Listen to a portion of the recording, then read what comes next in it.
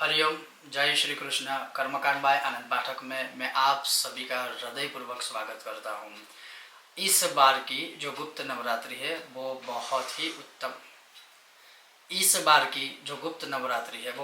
ही उत्तम है, बहुत ही श्रेष्ठ है और साधना पथ पर चलने वाले साधकों के लिए, भक्तों के लिए बहुत ही श्रेष्ठ और फलदायी है। क्यों है? क्योंकि जिस दिन से इस गुप्त नवरात्रि का आरंभ होता है उस दिन गुरु पुष्य नक्षत्र भी है। मतलब पहले ही दिन से शुभ योग या शुभ जो दिवस होते हैं उसका आरंभ होता है। अब गुप्त नवरात्रि कब से आरंभ हो रही है, कब पूर्ण होगी, किस तारीख को है और गुप्त नवरात्रि में हमें क्या करना चाहिए, क्या नहीं करना चाहिए, आज का यह पूरा वीडियो अवश्य देखिएगा। तो चलिए शुरू करते हैं आज का यह विषय और वीडियो शुरू करूँ उससे पहले आप सबसे कहना चाहूँगा कि अगर आप हमारी चैनल पर नए हो तो वीडियो को लाइक कीजिएगा, अधिक से अधिक शेयर कीजिएगा और चैनल को सब्सक्राइब करना मत भूलिएगा। और यह निवेदन इसलिए मैं कर रहा हूँ, बहुत ही संशोधन, रिसर्च, बहुत ही मेहनत करने के बाद हम एक एक वीडियो बनाते हैं, तो कृपया अवश्य चैनल को सब्सक्राइब कीजिएगा। तो चलिए शुरू करते हैं। तो इस वर्ष जो गुप्त नवरात्रि आरंभ होने वाली है वह 30 जून बृहस्पतिवार प्रतिपदा। इस वर्ष जो गुप्त नवरात्रि आरंभ होगी, मैं फिर से बोलूंगा कि 30 जून बृहस्पतिवार और प्रतिपदा तिथि से आरंभ होकर जो गुप्त नवरात्रि पूर्ण होने वाली है वो है शुक्रवार तारीख 8 जुलाई और नवमी तिथि को। अर्थात गुप्त नवरात्रि इस वर्ष 30 जून गुरुवार प्रतिपदा से लेकर शुक्रवार 8 जुलाई बडली नौम जिसे कहते हैं, या जो नवमी तिथि है महानवमी गुप्त नवरात्रि की, उस दिन पूर्ण होने वाली है। तो आपने सुना जैसे कि गुप्त नवरात्रि जब आरंभ होगी और जब उसकी पूर्णाहुति होगी। लेकिन जो सबसे बड़ी महत्वपूर्ण बात है कि इस नवरात्रि में हम क्या करें, तो इस गुप्त नवरात्रि में अवश्य गुप्त साधनाएं करनी चाहिए। और खास करके जैसे लिखा है कि गोपनीयम गोपनीयम गोपनीयम रहस्यतः, और जो भी साधनाएं आप करते हो इसे अवश्य गोपनीय ही रखनी चाहिए। आप अगर अपने गुरु से दीक्षा प्राप्त करते हो, आप अगर अपने गुरु से कोई मंत्र स्तोत्र दीक्षा आदि प्राप्त करते हो, आप अगर अपने गुरु से कोई साधना पथ प्राप्त करते हो तो उसी को लेकर आपको चलना है। जैसे इस गुप्त नवरात्रि में गुप्त चंडी पाठ है, गुप्त सप्तशती पाठ है, मार्कंडेय मुनिकृत है और उसके अलावा 2 है जो बीजयुक्त है। वो जो गुप्त सप्तशती पाठ है वो आप संकल्प लेकर, जैसे प्रतिदिन एक एक पाठ कम से कम करेंगे, ऐसा संकल्प लेकर 9 दिनों तक अगर आप प्रतिदिन एक एक पाठ करके 9 पाठ करते हैं तो अवश्य भगवती दुर्गा की पूर्ण कृपा प्राप्त होगी।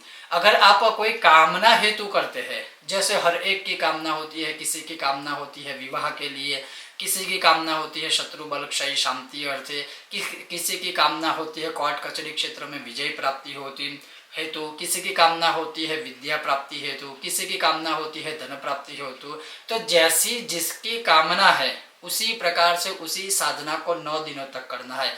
अब होता क्या है, बहुत लोग क्या करते हैं कि एक ही दिन में जैसे बहुत सारे स्तोत्र, बहुत सारे मंत्रों के पाठ या जप करते हैं, उसमें तो ये हो जाएगा कि आप कहीं पर भी नहीं पहुंच पाओगे। हाँ, अपने गुरु के द्वारा जो आपको मार्गदर्शन दिया जाता है उसको अवश्य निसंदेह बिना शंका रखे आपको फॉलो करना ही चाहिए, क्योंकि जब गुरु कुछ कहते हैं तो उसमें गूढ़ रहस्य होते हैं, तो अवश्य वो तो आप फॉलो कीजिए।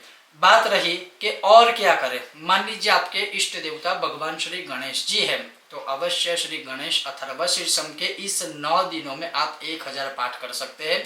और दशमी में आप चाहो तो दशांश यज्ञ आप कर सकते हो, जैसे अथर्व शीर्षम में लिखा हुआ है कि सहस्त्रावर्तनात् 1000 पाठ करने के बाद या 1000 पाठ से आप बोलते हुए आहुति ब्राह्मणों के द्वारा, विद्वान ब्राह्मणों के मार्गदर्शन के हेतु या विद्वान ब्राह्मणों का मार्गदर्शन लेकर दशांश यज्ञ लड्डू से कर सकते हैं, कामना अनुसार दुर्वा से कर सकते हैं। उसी प्रकार से जैसी आपकी कामना है उस प्रकार से आप यह कर सकते हैं। मान लीजिए आप यज्ञ आदि नहीं भी करते हैं तो केवल पाठ मात्र से भी आपकी कामना परिपूरित होती है। अगर आप चाहो तो संकटों का विनाश करने के लिए श्री संकटनाशन स्तोत्र जो है नारद पुराण अंतर्गत उसके यथाशक्ति पाठ करें। ये बात रही संकट नाशन की। उसके बाद है धन प्राप्ति हेतु क्या करें, तो 9 दिनों तक श्री सूक्तम के 16 पाठ करें। साथ में एक पाठ आप सांपुटिक श्री सूक्तम का करें और एक पाठ कनकधारा स्तोत्र का करें। और ये मैं हर बार कहता हूँ, ऐसा नहीं है कि इस बार मैं ये हर बार कहता हूँ। और जैसे मैं कहता हूँ मेरे पास बहुत सारे ऐसे लिखित में प्रमाण जो है वो मैं धीरे धीरे अब आपके सामने प्रस्तुत भी करने वाला हूँ, ताकि आपको पता चले कि हाँ सही में यह सारी चीजें सबको सकारात्मक फल प्रदान करती है। 16 पाठ श्री सूक्तम के, एक पाठ सांपुटिक श्री सूक्तम का और एक पाठ कनकधारा स्तोत्र का। 9 दिनों तक आप ये करिए। आपको दशांश यज्ञ तर्पण मार्जन भोजन आदि करने की आवश्यकता नहीं है। हाँ, अगर आपको श्री सूक्तम का यज्ञ आता है, अगर आपको श्री सूक्तम का यज्ञ आता है तो 9 दिनों तक प्रतिदिन प्रातः काल सुबह सुबह प्रतिदिन श्री सूक्तम का एक एक यज्ञ कीजिए। उसके पश्चात मान लीजिए आपको शीघ्र ही धन की प्राप्ति करनी है तो केवल कनकधारा स्तोत्र के 9 पाठ प्रतिदिन करें। 9 करके 9 दिनों तक आप 9 पाठ करें। उसके पश्चात आप एक एक पाठ कर सकते हो। उसके पश्चात उसी प्रकार से शीघ्रातिशीघ्र धन की प्राप्ति करनी है या आकस्मिक धन प्राप्त करना है तो सांपुटिक श्री सूक्तम के जितने अधिक हो सके प्रतिदिन उसके पाठ करें। उसके पश्चात जैसे आप शत्रुओं से पीड़ित हो तो बगलामुखी माला मंत्र जो बहुत ही अद्भुत और चमत्कारिक है। अपराजिता जो स्तोत्र है वो भी चमत्कारिक है। बगला प्रत्यंगिरा कवच है जो रक्षा प्रदान करने वाला है, उसके भी आप यथाशक्ति पाठ कर सकते हो। जिस प्रकार से इन सभी विषयों के वीडियो हमने बनाए हैं तो अधिक बात ना करते, आप चाहो तो वो वीडियो देख सकते हैं। तो शत्रु बल क्षय हेतु आप वो कर सकते हैं। अगर आप हनुमान जी के उपासक हो, हनुमान जी के साधक हो तो बजरंग बाण के प्रतिदिन 9 पाठ करें या फिर हनुमान चालीसा के कुल मिलाकर 10 पाठ करके 10 दिनों में या 9 दिनों में ही 100 पाठ आप पूर्ण कर लीजिए। तो हनुमान उपासना भी कर सकते हो। श्री राम रक्षा स्तोत्रम प्रतिदिन उसके 12 पाठ करके 12 9 108 आप 108 पाठ 9 दिन में श्री राम रक्षा स्तोत्रम के प्रतिदिन 12 पाठ करके पूर्ण कर सकते हो। उसी प्रकार से जैसी आपकी कामना हो, जैसे अगर आपको आत्मविश्वास की प्राप्ति करनी है, शत्रुओं से भी विजय प्राप्त करना है, विद्या आदि प्राप्त करनी है तो सुबह अर्घ्य देने के बाद, सूर्य नारायण को अर्घ्य देने के बाद 3 पाठ आदित्य हृदय स्तोत्र के करें। अगर किसी का विवाह नहीं हो रहा है, चाहे लड़का हो चाहे लड़की हो, तो उसके विषय में भी हमने वीडियो पहले बनाए हुए हैं। उसके जो मंत्र है उसके इन 9 दिनों में प्रतिदिन 9 माला करके अनुष्ठान करें और उसके पश्चात एक माला करें। बहुत ही शीघ्र आपका अच्छी जगह पर विवाह हो सकता है या होने के द्वार खुल जाते हैं। अगर आप किसी अरिष्ट दशा से, किसी भी ग्रह दशा से पीड़ित हो जो अरिष्ट है, जो आपको अशुभ फल देती है, तो उसी ग्रह के, जैसे मान लीजिए किसी की राहु की महादशा चल रही है जो 18 साल तक चलती है और वह बहुत कठिन पीरियड होता है। किसी की कुंडली में अगर राहु अरिष्ट है और राहु की महादशा चल रही है तो वो बहुत ही मतलब संकट देने वाली है, आकस्मिक प्रकार के संकट देती है। तो इन 9 दिनों में आप किसी विद्वान ब्राह्मण के द्वारा राहु के मंत्र जाप पूर्ण करवाइए। ये राहु का मैंने एग्जाम्पल दिया। किसी की सूर्य की चल रही है, किसी की शनि की चल रही है, किसी की केतु की महादशा चल रही है, तो जो महादशा चल रही है, जो अरिष्ट महादशा है, तो उसके इन 9 दिनों में प्रॉपर जो मंत्र जाप होते हैं वो करवाइए, दशांश यज्ञ तर्पण मार्जन आदि सहित। उसके पश्चात अगर आप 9 ग्रह को प्रसन्न करना चाहते हो तो नवग्रह कवच है जिसका वीडियो हमने बनाया है और बहुत लोगों ने उसका पाठ करके अपनी कामनाएं पूर्ण की है। तो अवश्य नवग्रह कवच के या तो नित्य 100 पाठ करें 9 दिनों तक, या तो प्रतिदिन 10 पाठ करके 9 दिनों में आप 100 पाठ की जो अवधि है, जो 100 पाठ की गिनती है वो पूर्ण कर लीजिए 9 दिनों में। तो इस प्रकार से जैसी आपकी कामना है उस प्रकार से यह करें। अब बात रही नवरात्र है तो माँ भगवती की उपासना तो अवश्य हम करते ही है, या जो दुर्गा उपासक या जिन्हें दुर्गा उपासना करनी है वो क्या कर सकते हैं, तो प्रतिदिन एक दुर्गा सप्तशती का पाठ। अगर आपको स्वयं सविधि एकादश न्यास सहित अगर पढ़ना आता है तो आप स्वयं पढ़ें, प्रतिदिन एक एक पाठ करें, अपने परिवार के कल्याण हेतु, अपने कल्याण हेतु। और दुर्गा सप्तशती बहुत ही शक्तिशाली पाठ है, उसमें कोई संदेह नहीं है, निसंदेह है, तो वह कर सकते हैं। या किसी विद्वान ब्राह्मण से अपने लिए, अपने परिवार के लिए, वह जो ब्रह्म देवता है, जो ब्राह्मण है, 9 दिनों तक आपके लिए, आपके परिवार के लिए प्रतिदिन एक एक पाठ करेंगे, ऐसा भी आप करवा सकते हैं।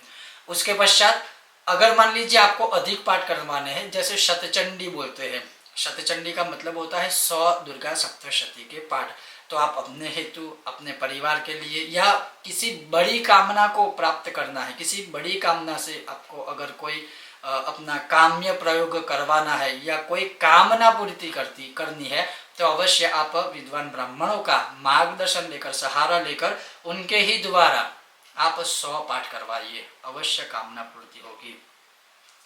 अगर मान लीजिए किसी ने किसी भी प्रकार का किलित किया है, आपको, आपके परिवार को किलक किया है, किलन किया है, मतलब किसी भी प्रकार से आपकी लक्ष्मी को बांध दिया है, आपके घर को किसी भी प्रकार से बांध दिया है। जैसे ही बहुत सारे लोग ऐसे होते हैं जो घर से बाहर निकलते हैं तो वो काफ़ी फ्रेश रहते हैं, लेकिन जैसे ही घर में एंटर करेंगे, जैसे एक बेचैनी महसूस करेंगे, एक कलह का वातावरण, भय का वातावरण पैदा होता है, तो समझिए कि कुछ ना कुछ घर में गड़बड़ है।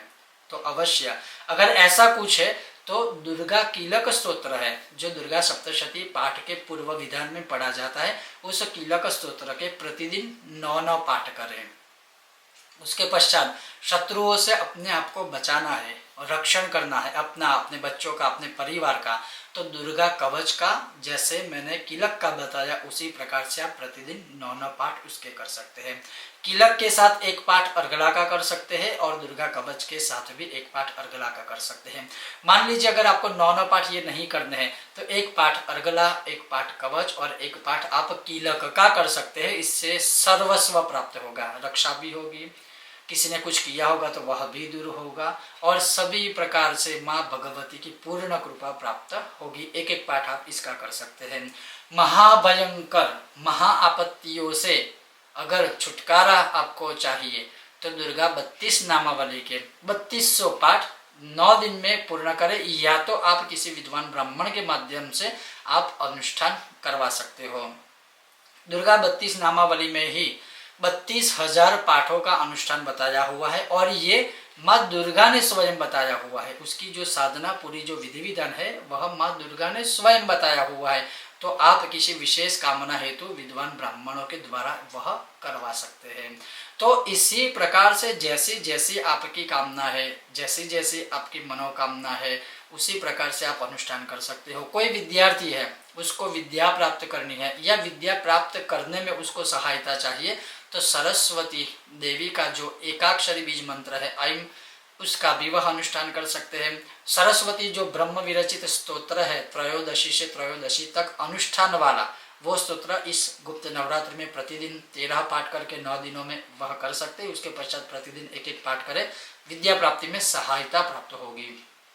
उसी प्रकार से आप माँ दुर्गा के सामने कुछ भी ना करके केवल एक अगर दीपदान भी प्रतिदिन करते हो नवरात्रि में, तो माँ दुर्गा वह भी प्रेम से स्वीकार करती है। लेकिन जो भी करो पूर्ण श्रद्धा से करो, अपने गुरु के मार्गदर्शन हेतु करो, और जो अनुष्ठान आदि करते हो उसमें पूर्ण विश्वास रख के ही कीजिए, क्योंकि विश्वासो फलदायकः, विश्वास से अवश्य फल प्राप्त होता ही है।